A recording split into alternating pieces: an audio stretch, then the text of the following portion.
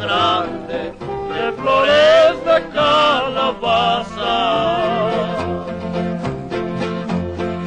Nos fuimos a tus chinampas a cortar unos elotes, los asamos junto al rancho y cortamos los ejotes.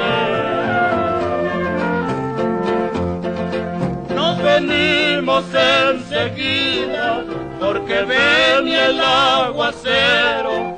Llegamos a Tlamelaca, donde están los lavaderos.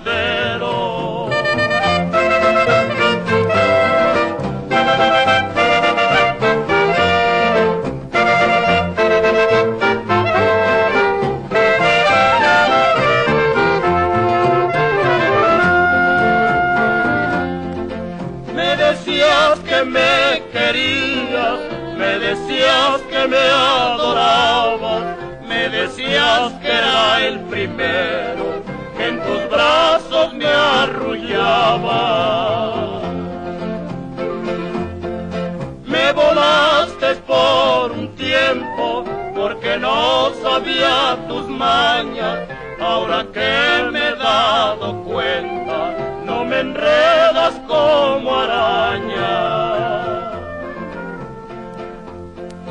Ahí te quedas, amor mío, por tus malos portamientos.